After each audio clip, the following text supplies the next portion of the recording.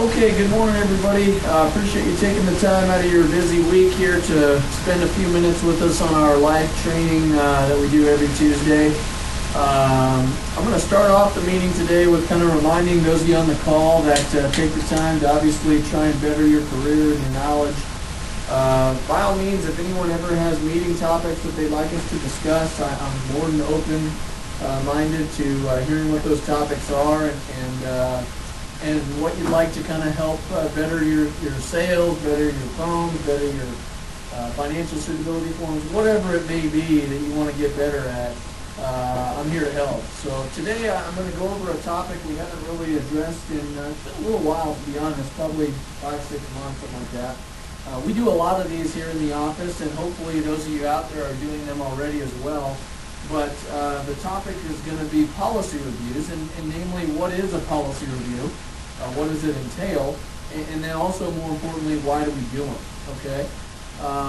We were speaking yesterday in our meeting here in the office just about a couple of different policy review appointments that happened for agents, myself included, last week, and kind of what transpires in them, and more importantly, kind of what the approach is to not only the sales aspect of a policy review, but why does it benefit us? You know, I think as agents, one of the biggest mistakes that we can make in our career, especially if we are life agents, obviously I know we do a lot of health insurance here as well, but for life agents, if you think that the first time you sold somebody a policy, it was the absolute hands-down best policy that person's ever going to buy in their entire life, you're kidding yourself. Things in people's lives change. People get more educated about insurance, so they need to adjust their insurance coincidingly. There are a lot of different moving components that take place with a life insurance policy, and as a result, we need to be the ones going over that with prospective clients. So on the call today, I'm going to go over initially here a little bit about the initial phone call for setting up policy reviews, and then I will go into a little bit of a sales presentation for kind of a way to approach them, if you will. Initially, I think, on the life side, for those of you that write primarily life business, you got to remember that I'm a face-to-face guy. I know a lot of us do this over the phone, but anything that I talk about in a face-to-face manner can be applied to an over-the-phone type of sale as well. So don't think that, Dave's face-to-face, so I can't do what he's saying to do. You just have to kind of insert the component of being over the phone into what I might be talking about. So just don't forget that. But really, and truthfully, our initial policy review is something that we do ideally every 1 to 2 years. Okay, and that's something that I set forth a goal for myself with my prospective clients. First and foremost, it helps people remember you, which is a huge component for referral business.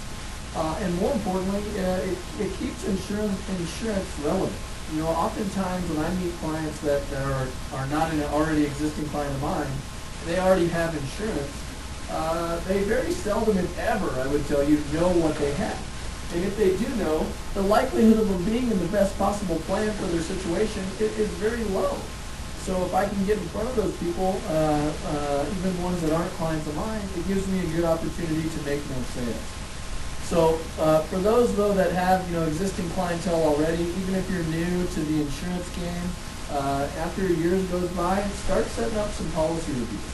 Now, I know that agents, especially ones I've worked with in the past, they'll often think that the policy review is maybe an easier, quote-unquote, an easier sale than an initial, say, lead sale, whatever, mortgage lead, life lead, critical illness, whatever you want to call it. I would tell you, I think there are different components to a policy review sale. Obviously, the biggest one being that when I go out on a policy review, I'm attempting to convert, typically, someone's term insurance policy into a permanent, universal, or whole life plan. So for those of you that think that's easy, you're talking about doubling, sometimes tripling someone's price per month, depending on the amount of insurance you do, to put them in a permanent policy versus the 15 or 20 or 10-year term that they have currently.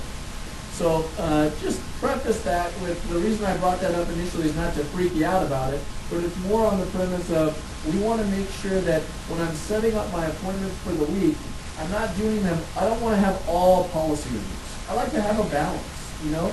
Have 2 or 3 or 4 policy review appointments, and then have 2 or 3 or 4 regular lead appointments, or 2 or 3 final expense appointments. It's good to have a balance or a diversity of the different types of appointments that you're running, because you can have 8 or 10 policy reviews in a week, and you might only make 2 sales. I would tell you in policy reviews, there is a propensity for maybe more no sales, depending on your skill set as a salesperson, just because initially the price is going to be more, especially if we're talking about converting them into a permanent policy versus a term. So again, I don't want agents immediately hanging up the phone here today and going out and all they're setting policy reviews this week, especially if they haven't been trained on a presentation on how to deliver. So I'm going to go here to and speak about initially the phone call for policy reviews. These are some phone objections. I'll be very upfront. I don't have a specific script. I can make anybody one that would like one for calling an existing client, but I can kind of give you the gist of the phone call. It's very short. It's very sweet. It's very to the point, and basically it's setting an appointment. And if you're doing it over the phone, again, it should be handled the same way. It may be in your best interest over the phone when you're calling to set policy reviews to set a day and a time where the client can set aside 20 to 30 minutes with you to go over their policy. I don't think catching somebody off guard over the phone on a policy review is a very successful methodology, because one component that I want them to have with them is their physical insurance policy. And the likelihood of them being able to find that when you just randomly call them out of the blue, finding that in a short frame of time is going to be difficult. So if I'm doing this over the phone, I would like to be setting that policy review for whatever, 2 or 3, 4 days down the road on a set time when husband and wife can both be there over the phone to go over what I'm talking about. So my initial phone call, I'm going to kind of role play with Mary in here. It would go something like this.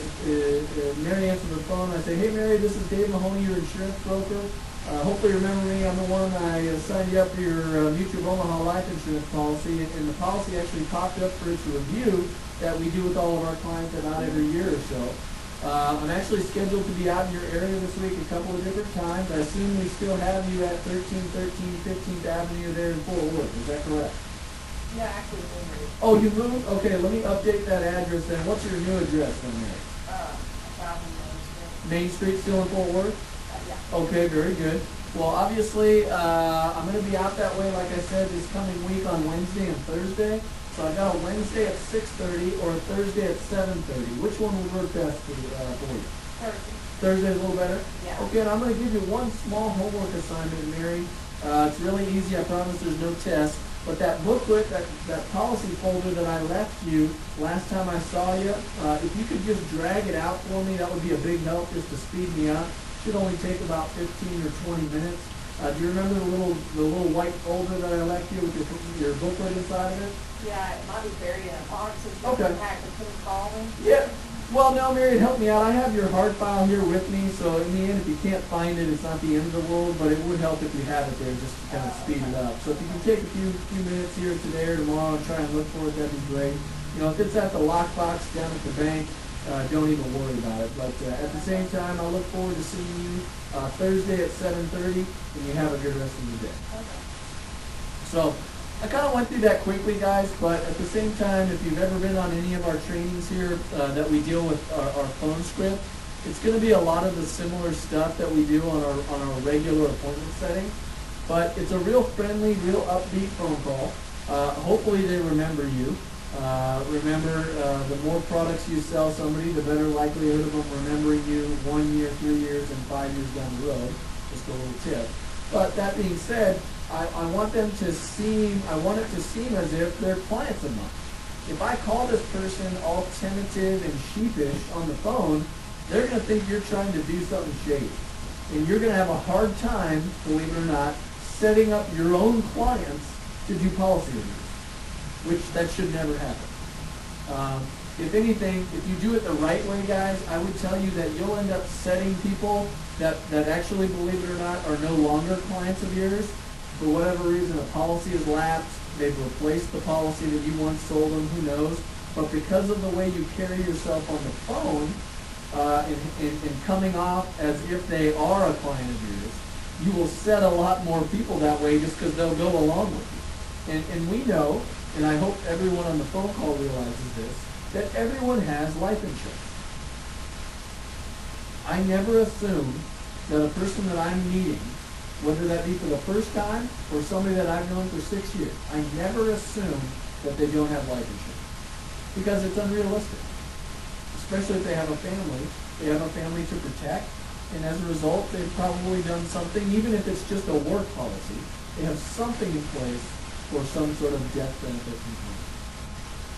So, some objections that you will get, especially for those of you thinking right now, man, this is a good idea, I need to do this with my clients. I've never done this. I see people all the time that have policies that are 8, 10, 15 years old that were sold something, and they've never seen that anybody from that insurance company since they bought it. Happens all the time.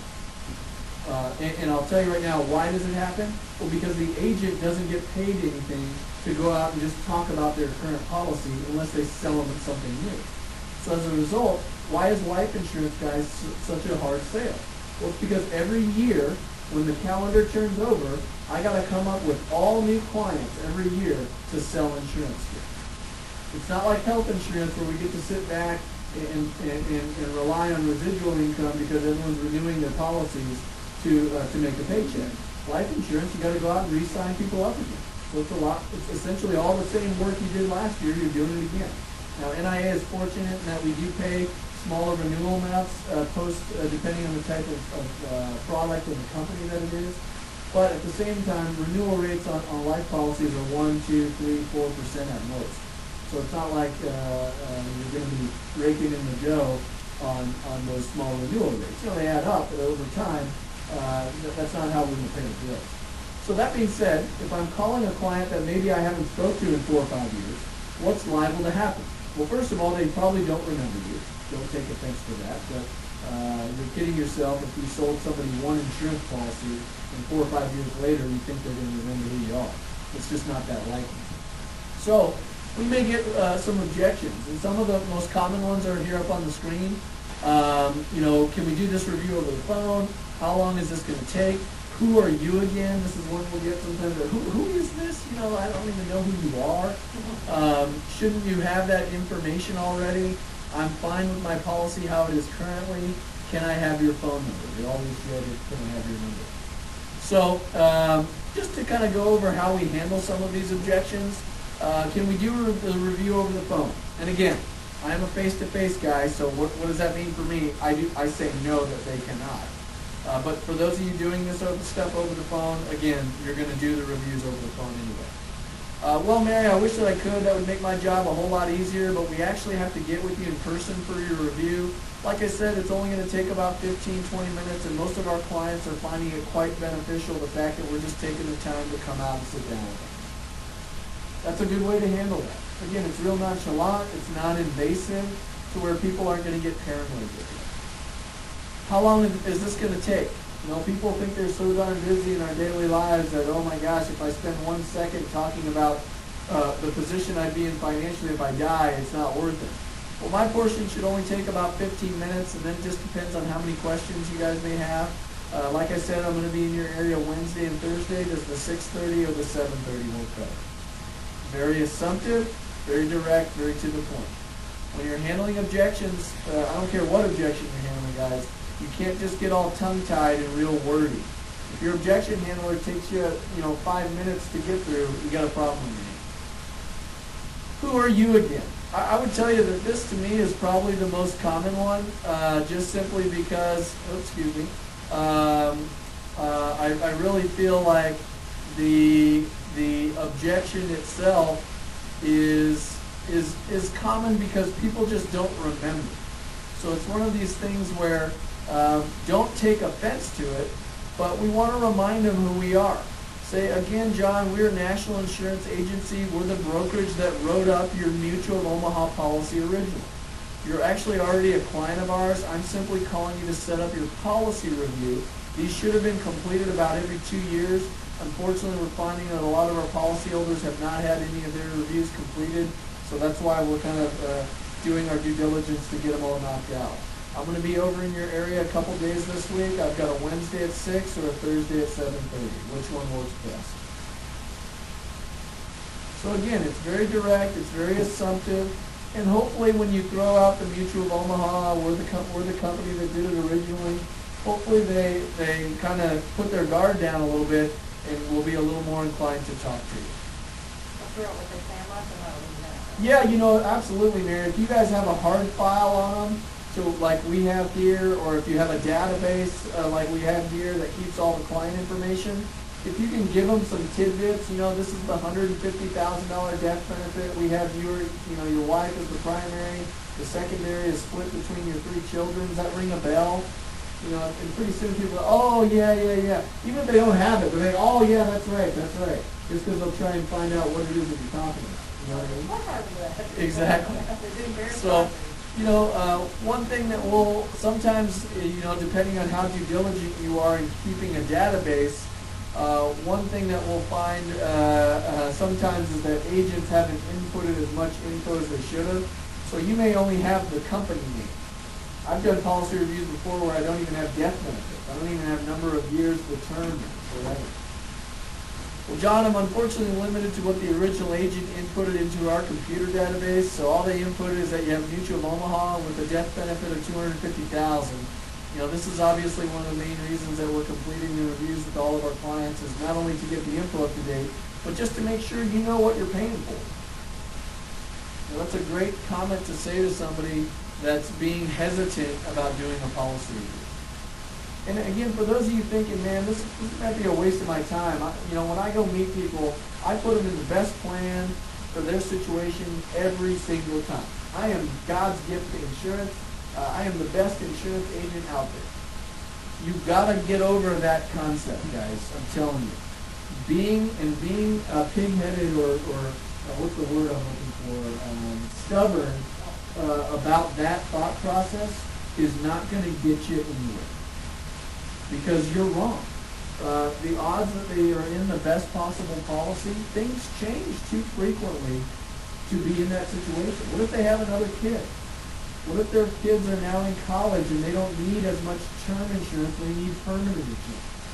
What if critical illness, they've never heard about it? You heard Larry yesterday talking about critical illness and that kid that called 100 people and asking them if they knew what critical illness insurance was, and nobody knew, and they all asked, should I know?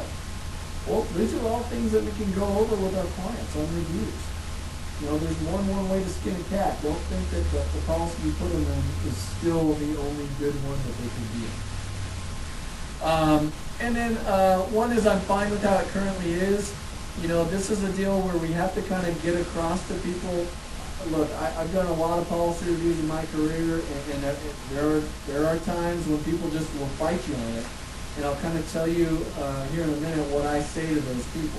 But one of the objections of I'm fine with how it is, well, John, that's not a problem. We're not coming out to sell you guys anything. Actually, if you remember us, we work with all the different insurance companies in the state of Texas. And we've actually had a couple of companies that offered our clients some upgrades to their current plans. And the majority of people, it's actually saving them money every month on the exact same thing that they have currently. So obviously, anytime we can pass on savings, we're going to show it to you. Would that Wednesday at 6 or the Thursday at 7:30 be better for you? So again, I'm not over the phone. If you're a face-to-face person, I'm not trying to sell this over the phone. But if they're fighting you tooth and nail on just setting the appointment, give them dangle a little bit of a carrot in front of them to see if it'll incentivize them to take their guard down. Well, John, a lot of our clients, it's actually saving them 20-30% a month on their payment for the exact same thing you have. You can see why we're meeting with everybody. And if they still fight me tooth and nail, what I tell them is grab a pen. I'm going to have you jot my info down just so you have somebody to contact in the event of somebody dying. And more importantly, I'm going to document in your file, Mr. and Mrs. Johnson, that you have refused our policy review, so that way any potential savings that you would have been eligible for, you can't come back and say, why didn't we get to take advantage of that in 2014? So just so you know, I'm going to document that. So I'm trying to scare them a little bit with that line, obviously. The fact that I'm documenting something, sometimes freaks people out. Maybe I do need to listen to this guy. Whatever. It's a little bit of a white lie, guys. I know, what you might be thinking. But in the end, remember, even on a policy review, we're never changing someone's policy just to change it. We're not unethical agents. We're not churning business. That's not what we're attempting to do. We're attempting to go over their situation and make sure that they know all of their options. Because if they want more critical illness insurance instead of term now, it behooves me to show it to them. Because guess what? If that's what truly they want, and you aren't the one showing it, they're going to go get it somewhere else. And you're going to lose that client as a result. Had you just done your policy review, you might have helped retain that business for another 2, 3, 4, 5, however many years. So that's kind of my last ditch effort for kind of quote unquote scaring someone into an actual policy review. I want to go over now at least a little bit about the presentation portion when we do go down and sit down with people. Again, this is going to be a typical what we would call term conversion script. The nice part is we can convert a lot of our term policies into permanent without having to necessarily prove medical underwriting. So that can be a big advantage for clients just in regards to people that have had their health change. You can also go out and sign people up for new policies so you get paid again. Remember that there's a fine line of churning business, so you have to be careful with that. But at the same time, if I'm truly looking out for the client's best interest, then that's all that really matters. That's the important part. And I know one thing that I'll get from agents sometimes on policy reviews, if we are changing the policies around and these kind of things, is they'll worry about resetting the contestability period of someone's life insurance policy. Remember, anything in the first 2 years of a contract is technically contestable by the insurance company. But remember, if somebody is qualifying medically, especially if they're doing an exam, or as long as we're being honest on the paperwork, there's no reason that contestability issues should come into play. Again, if you're out there putting and lying on applications, okay, then you need to be careful, and that's not really an ethical way of doing business. But if you're doing it the right way and putting all the information down, all their medications, all their surgeries, and answering all the questions, contestability is not going to be a problem. I have a client here, Mary, we talked about this, he unfortunately passed away. I had converted his term policy to a permanent one. This was under 2 years ago. And so the insurance company contested the policy. But it took it a little bit longer to pay out, but the whole policy paid out, and actually they gained some interest on top of it because the policy took an extra 3 months to pay. Now, that's part of the process, but at the same time, we were very straightforward. There was nothing we were hiding. There was no reason that I was ever worried that policy was not going to pay out. So don't convince yourself it's not. Insurance companies send out retention letters when you replace policies. And those retention letters reference the contestability period. They try and scare clients into not changing. Well, yeah, don't change if you're doing stuff that's dishonest. But at the same time, if we're not hiding anything, then what does it matter? Guys, I change my personal life insurance every 2 years. And the reason is because I add back the years that I've used up previous, so that way I can tack them onto the back end of my policy. And it's basically the same price as it for 2 more years of coverage. It makes sense. Now, if we're doing a policy review of a 70-year-old, okay, and we're putting on, let's say they've got a final expense policy, and I'm looking at another final expense policy, maybe to get them more coverage or something like that, you've got to be very careful with people over the age of 70. I'm not saying don't do the reviews, because a lot of times people over 70, they obtain policies through the mail that are really crummy, and they'll obtain them after they meet you. And so you can go out and do these reviews with them, and you'll say, okay, what other life insurance do you have? And they'll drag out 2 or 3 other policies that are a pile of garbage that you can replace. But If the only policy is the one that they have with you, just be careful with people over 70. Make sure that they're qualifying medically. I don't like changing people's final expense plans that are simplified, limited underwriting, if a policy is over 2 years old. That would just be my professional opinion. A lot of times they just want to add to those. I mean, mine Yeah, has great two or one. three that Love want it. supplement. Supplement.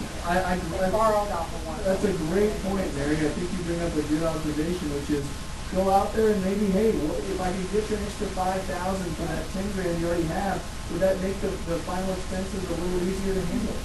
Well, sure. How much is it? Well, $5,000 is only $37 more a month. Okay, yeah, that sounds good. Perfect. I love it. I think that's a great observation. There's nothing wrong with doing reviews and not necessarily changing something, but just adding to what they have. This one lady was 87 years old. She borrowed off of her policy, her $7,500 policy. She had $2,000 left, and she needed the $5,000. Right. It was $90. Well, that's pretty good for an 87-year-old. I mean, the fact that you could get her coverage is Oh, astounding. she was so inspirational. That's really good. Those people are out there. So, Mr. Johnson is your servicing agent, and guys, this is what we would be going over, by the way, at point of sale. So, whether you're over the phone or face-to-face, this is my kind of sales script, if you will. As your servicing agent on your Mutual of Omaha policy, we'll be coming out here to meet with you about every 1.5 to 2 years just to make sure everything is still the same. And more importantly, make sure you haven't had any significant life changes that will require us to make adjustments to your policy. Rather than try and making those adjustments during times of crisis and high stress, we prefer to address those issues before things are hectic and cumbersome. So, my next step is reviewing the policy. Okay? So, again, preferably if I'm face-to-face, they have the physical booklet in front of them, and I'm just going to go through exactly what they have. I'm going to go over the policy number, I'm going to go over the beneficiaries, I'm going to go over the schedule of premiums. I write here, use a highlighter. If they have a term plan, the schedule of premiums shows them exactly what that price is going to be when the 15-year term ends. And it goes from $108 a month to $1,000 a month, or whatever it is. It's an insane number that no one is ever going to pay. So I can't ignore that. And if you're an agent that doesn't like to go out and speak the truth about your policy, then have somebody else in your office do your policy reviews. Because I know a lot of agents initially on policy reviews, especially on term, they don't like to bring up the fact that, oh, I sold you a 15-year plan, and in 15 years, it's going to be 10 times the cost of what I sold you. Because they think it's going to make them look bad. Well, first of all, you should have gone over that at point of sale, so the client should know that. And when I go over that with my clients, I'm going to give a couple of examples at the end of the call here today of ones that I did last week. When I go over with my clients, it's the first thing I talk about. Why? First of all, it's a little bit of fear of God. Second of all, it's going to make, when I try to convert it to term or to permanent, it's going to make and incentivize them a little more to do it. Because the conversion to the permanent plan is not going to be nearly as expensive as what the continuing the term is beyond the level portion, the 15 to 20 to 30 years, whatever it is. So you only do that if you're like permanently ill. Why is there ever a case? Yeah, great point. And Mary, this is exactly what I say to people. Thank you. I tell people, John, the only reason you would pay $1,000 a month for this same policy is if you were on death's door and it made sense to pay that much because you were going to collect on the $100,000 benefit. Even if you had to take out a loan to pay your premiums, that's what you would do, and you would tell the bank that, and they would give you a loan as a result, because it would make sense. That's the only reason you're going to pay $1,000 a month compared to the $100 you're giving out. And that's completely I'm legal, right? going to get to that in a minute. This is one of the reasons we do these reviews, is to address that situation. So I'll get to that here in a second. Perfect. That's great. You know what, guys? The fact that you're taking the time to come out and do that with them is huge.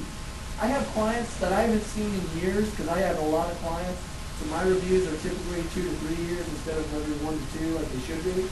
Either way, they thank me for coming out.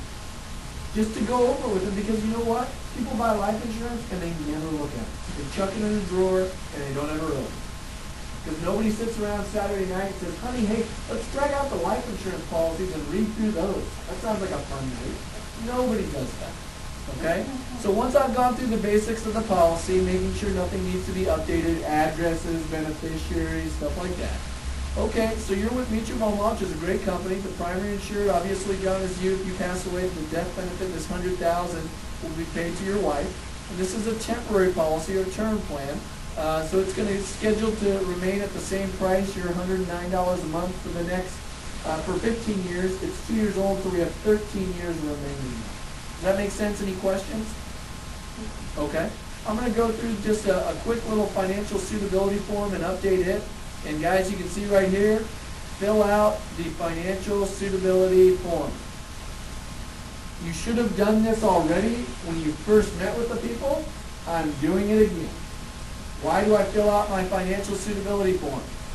Well, first and foremost, again, get over yourself if you think that the first time you met these people, they told you everything they had. I've done this 10 years, and I still have clients that when I go do their first policy review, all of a sudden they got an extra $100,000 lying around in an IRA that they just neglected to tell me about because I had just met them before. It happens all the time. You'll uncover other life insurance that you can replace. You'll uncover health insurance you can replace. You'll uncover potential annuity sales that you can make. It's a huge, huge benefit, the financial asset inventory sheet. So John, I want to talk about the financial aspects of your policy just briefly. You know, your premium, the $109 a month, the way these policies work is that the premium is going to stay level for the next 13 years, so for the remainder of the term. In order to keep the policy beyond that point, you have to pay this corresponding increased cost, which, John, like I said, most people, they're never going to be able to afford, and the only reason you would do it is if you're on death's door. So this is one of the main reasons we're out to meet with you. So what it means is that if you will continue paying the $109 for the remainder of the 13 years, and I'm going to calculate it, over the course of owning this policy, you'll actually have paid into it just shy of $12,000. Okay? The only way for your family to receive any of this $100,000, the death benefit, is for you to pass away. And not only pass away, but John, you got to find a way to pass away in the next 13 years. So unfortunately, with term policies, John, less than 3% ever pay an actual death claim to the beneficiary. And again, I know what some of you are thinking, which is, gosh darn, you know, why are you telling this client this? It's making you look like you put them in a bad plan. No, I got to address reality. If I'm doing and looking out for my client's best interest, we've got to go over the facts. Well, and it serves a purpose at that time. Absolutely. Too. I mean, And here, if they die, totally. they're given $100,000 or $200,000, and it serves its complete purpose. So John, back to my script. So John, you have a 97% chance of either canceling the policy along the way, or more importantly, you'll outlive it. This is what insurance companies are in the business of banking.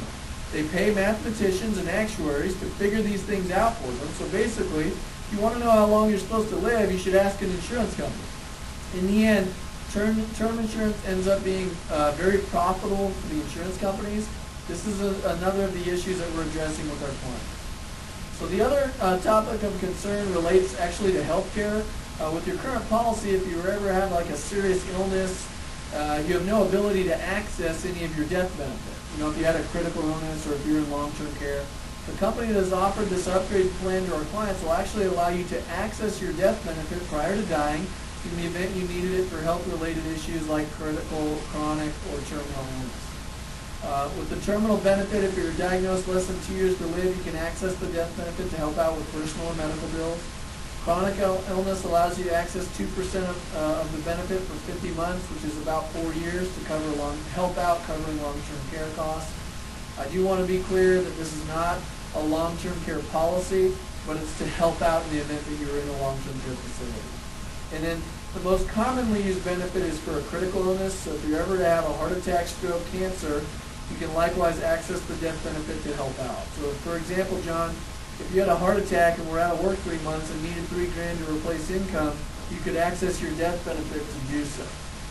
Just to give you a statistic on that, 80% of people in the United States will die of heart attack, stroke, cancer, or an accident. And less than 1% ever die in an accident, John. So you can imagine how many people have heart attack, get cancer.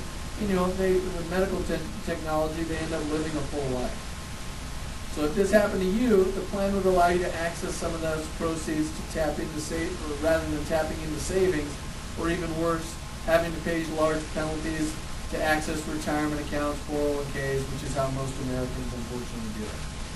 So just to reiterate, the cost benefits are as follows, okay? And now I'm going to do a T-chart, guys.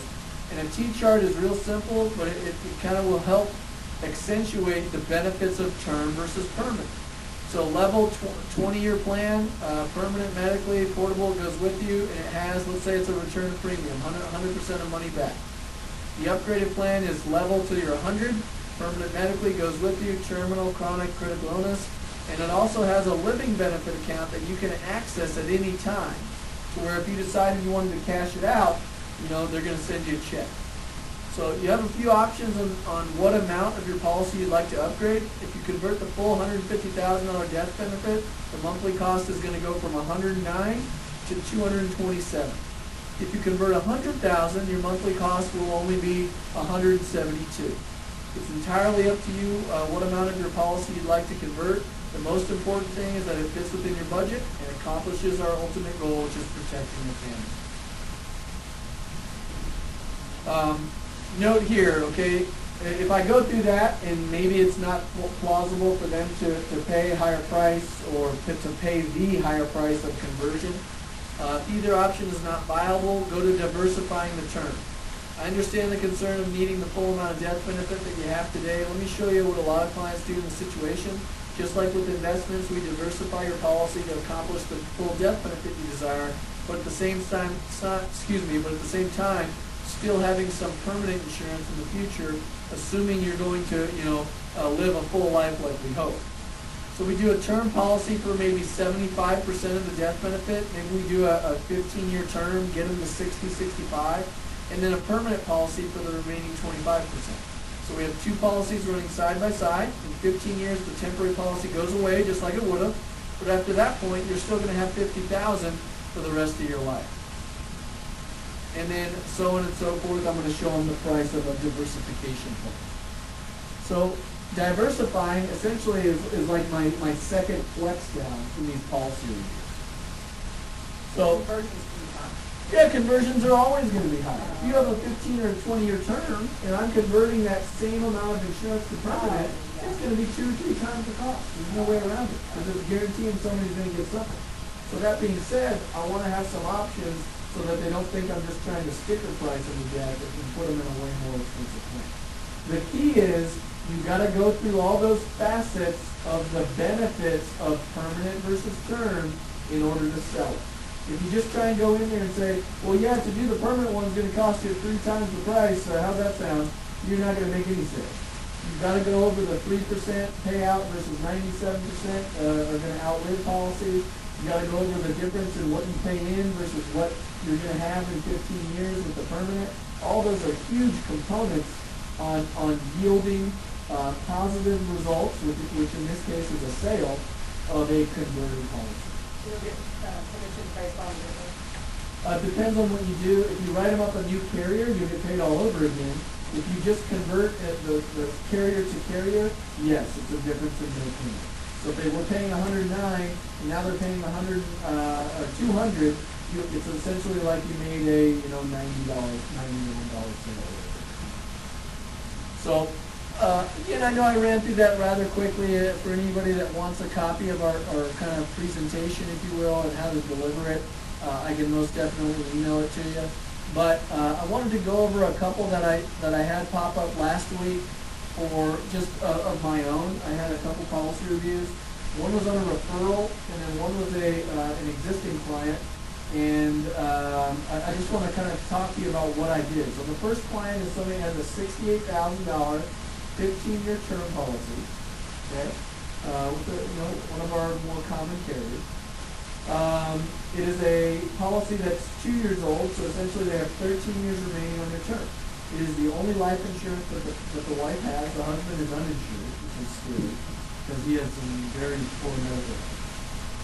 That being said, when I went over the conversion, they just couldn't, the initial conversion of the $68,000, they just couldn't afford it.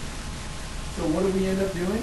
Well, we ended up converting $40,000 of the $68,000 for about $25 more a month, and at least got them in a policy that they were more comfortable with the number of years that it lasted.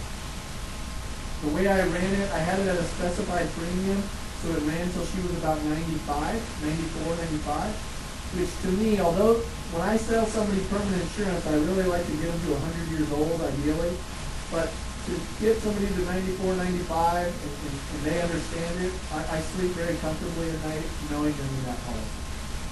So they sacrificed almost $30,000 of insurance, but they're getting a plan that goes now well into the 90s. Much more valuable.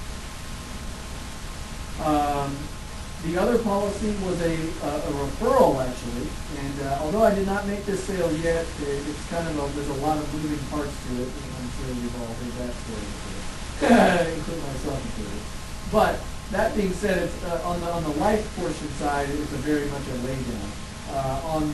We're doing some long-term care with them, which is there's a lot of moving components to long-term care sales. But on the life side, these people had a 15-year term. It's 7 years old. It is with State Farm. $500,000 on the husband and wife. They're paying about $200 total a month for it. So initially, when I met with them, they wanted to up their death benefit. They like to have $1 million on each of them. They have 2 younger children. One of them, which has some kind of learning disability stuff, so they want to make sure they're taken care of. And in going through what they have, I said, guys, I knew basically right away when I looked at the policies that they're paying an exorbitant amount for what they have, especially because of State Farm. So my initial kind of commitment not to wait to them is, guys, if I can show you a plan that is significantly more years as well as more death benefit, I assume you have no problem changing from the State Farm one if I can get you a better deal, right? And even on a referral, we've got to give them that commitment not to wait. And they said, no, of course, we don't pay it. And so I'm able to get them a 20-year from today, so it's going to add 8 years of coverage for $1 million each, or no, $750,000 each. They wanted $1 million. I think I can do $750,000 each, and it's going to be like $25, $28 less a month than what they pay for their $500. So just a slam dunk. They're in great health, yeah. Prefer not to backwards like ladies, so that does help. But again, it just goes to show why I do policy reviews. And I told this lady, I said, look, Ms. Johnson, if you've been a client of mine, we'd be redoing this every 2 years anyway, just to add those years back onto your policy because, no offense, but you're getting hosed over here by State Farm. They're just gouging you. It's brutal. You meet these people that have State Farm, Farmers, Allstate. I know those companies are great, guys, but don't let them intimidate you. In the end, how often do they call their insurance company in the first place? Probably hardly ever. And especially if it's their life insurance company, never, unless they're dead. So it's one of those things where I don't care how old they are, I want to get in front of them just so I can show them more value. Because what do most agents sell? They sell the lowest price on the page, which is 10 or 15-year term. And as a result, if I can go out there and get in front of someone and show them a 20 or a 30-year term, even if it's $30 more a month, $1 a day has a lot of value for somebody that now understands what the price goes to in 15 years. Because most agents, they don't do what? They don't show them the schedule of premiums. Where is it on here? Like I went through in the presentation, the schedule of premiums in their term policy. We've got to be the ones that on these reviews are showing them that. Because it's a fear factor. I want them to be scared about that. I want them to know that this thing goes from $80 a month to $560. It's a reality of life. Sometimes the first 5 years based on their health or something, you need to know a little bit so much. Sure, there's all kinds of components that can happen. There can be graded plans, there can be rated plans. I've met people before that were in 5, 6, 10-year-old policies that they got a rating on because their height and weight was bad, and now their height and weight is good because they've had a gastric bypass or a sleeve, whatever, and now I can get them a standard rate instead of paying 50, 75, 100% more than what they were doing with some other carrier, and the only reason they're doing it is just because it's status quo. Now, that being said, I had another one last week. Well, this was the week before last. Again, this gentleman is 66. He has a policy with me. It is a 20-year term for $100,000. He got preferred non-tobacco on it, which is a great rate class because his height and weight is a little off. So his policy covers, the policy itself is, I believe, 4 years old. So it covers him until the age of 82. So my initial conversion script that I went through, he didn't like it. He said, well, I understand the permanent and that makes sense, but right now, if something happens to me, my wife's income is gone. So I need the most death benefit I can get. But I was trying to show him $50,000 on the conversion to keep his price relatively similar, and he just wasn't buying it. And so after that, I went into, well, let's take a look at adding some of the years onto your term, 2 or 3 more years. Yeah, he still needed the larger face amount, so there wasn't a lot I could do, so I tried to add years onto his term. And to do it was going to cost him like $40 more a month to add like 2 years. And I just told him, I was like, John, to be honest with you, the value there it's not there for me. If this was, 20 more bucks for 2 years, okay, I could talk you into that. But for $40, $45 more a month, I don't think the value's there. You're already covered to 82 anyway. I would much rather address this another year from now, 2 years from now, when he retires, about converting to permanent rent. And he said, hey, I appreciate your honesty, and at least coming out here and going over this with me.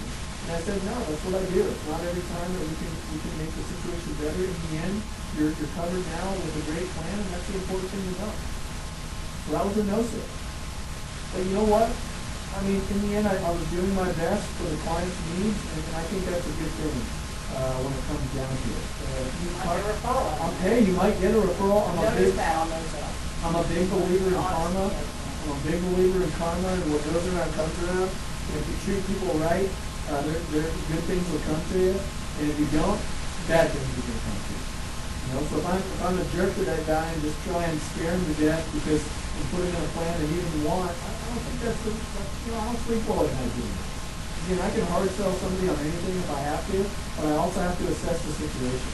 And with this guy, his wife is on disability, has no income other than Social Security, and then the spouse is annual income from his job. If that guy dies, to be honest, she needs more insurance than what she's got. But, they can only afford what they can afford. So that being said, we left it alone. It's a good no sale. There's nothing wrong with that. Like I said when I started this call, you're going to make no sales on these policy reviews. It's part of life. But the sales you do make, they're typically going to be a larger average size sale as well. Because you're going to be putting people with permanent, the diversification plan, the income stream, whatever it may be. So take that as an important learning lesson for why we do these policy reviews. Again, does it mean I want to go out and have all policy reviews this week? No. I want to have 2 or 3 or 4 policy reviews, 2 or 3 or 4 new appointments, maybe 2 or 3 final expense appointments. Have a gamut, have a full spectrum of the different types of appointments you're going on, and you'd be amazed how much better of a presenter you will become as well. Because now, I don't have to just have one presentation that I have sharp, I gotta have all 3. And if I have all 3 that are sharp and to the point and sellable, it's gonna make me prepared for whatever I run into in the field. You cannot just go out on these appointments and wing it. If you are doing and selling insurance that way, you're not going to be as successful as somebody that has a formal sales presentation. I promise. How do you prioritize things? What that? I don't know what start. The policy reviews, you mean? Yeah. That's a great question, Mary. I think the problem and the hard part with policy reviews is that agents will try and cherry pick them, and they'll try and just do the reviews on ones that they feel like are lay down sales, because they can either switch them from non-med to med, or they, it's a real small face amount. To me, for myself, this is just what I do. I don't even try to look at it in terms of what the client has already. I just try to set the appointment. Because if I start trying to pre-sell it in my head over the phone, my own brain is going to get in my way. And I'm gonna start second guessing myself when, had I just gone out and met that person, it might have been a $500 a month deal that had I prejudged it, I would have never gone on. Who knows? Can NIA give us a issue notification sorted by date, the order? Good question. I don't know the answer to that in terms of the ability to run that report. Again, we should have some sort of filing system in place to keep the clients. And whether you're writing down the month and the year that you sold on them, whatever, after a year, year and a half, go out and do those reviews. It's one of those things where sometimes I have clients that don't want the reviews as often. That's okay. Put a note on there. Do reviews every 3 years instead of 1. Whatever. I'm not trying to, make people uncomfortable. I had a guy I called last night that I did a review on. He was talking about, we have actually a large $5 million policy on him already. But he has another $1 million with another carrier that I attempted to replace that he wouldn't let me, even though it's a no-brainer. He should have done it. And I called him last night just because it had been like 5 months since I talked to him. I said, hey man, I kind of never heard back from you on replacing that other $1 million. We can get you like 4 or 5 more years for, I don't know, like $12 more a month. It was just such a no-brainer. You should have done it. He's like, no, you're right. I forgot about that. I just got busy, whatever. I said, well, hey, I'll call you Friday, talk it over with the wife, and get it done. Easy. Nothing wrong with that. So, again, it's just like any lead that you go on. I would tell you that policy reviews are a little easier to set. I will say that. They're a little bit easier to set because you're kind of preying on the fact that they're already clients. But that doesn't necessarily mean that they're easy to sell. So again, I like to have a diversified balance of types of appointments I'm running each and every week. That's why you do the asset inventory that you need for the change of insurance. Absolutely. The asset inventory is crucial. Yep, absolutely. How do you avoid churning? Well, you're looking out for the client's situation present day, not from what it was 2 years ago. And that means if I'm adding more years or adding coverage or decreasing coverage, switching to permanent, adding critical illness, there's a reason I'm changing that plan. There's nothing wrong with that. If the new insurance company decides they're not going to pay it out because remember, let's go back to what I said earlier. Let's not freak out about contestability periods, because I would hope, Mary, that when we're filling out applications, we're not deciding to lie or leave information off that should have been on there, because then we got bigger issues over there. So I would tell you, if we're being honest about how we're filling out the apps, I have nothing to worry about contestability periods. Now again, on final expense stuff, you got to be a little more cautious, just because it's very simplified underwriting. Watch their age and health and that kind of stuff. But that doesn't mean that we can't do that either. I replace countless final expense policies, guys, because people are in plans that they filled out through the mail that are just grotesque. They're way overpriced. There's graded benefits when they don't need to be. They end at 80 because they're like AARPs and they go up every 5 years in price, and the client doesn't realize it. I replace those all the time. But that's because it's a better plan for the client. There's nothing wrong with that. Now, be sure whenever you replace a policy, do the smart thing, have a replacement form. So that way, the new carrier that you're using knows good and well what you're doing. Don't be not turning in replacement forms, because then you can't fight the insurance company and say, hey, look, John, you approved this on the premise I was replacing this other one. Don't be fighting me on it now. That's not how it works. It's a big component as well. Okay, everybody. I hope we got something out of our meeting here today. I wish you all the best of luck in your sales this week and in your appointments. By all means, if anybody has any other meeting topics that they think would be relevant for the group, or even if it's just for you, I don't care. I'm always open-minded to other topics, and I like new ones that we maybe haven't discussed before. So please email me. My email is dmahoney@nationalcapital.biz. Or you can email the sales at nia.biz, and Larry will get those forwarded to me. So best of luck out there this week, and with the rest of the guys. Thanks.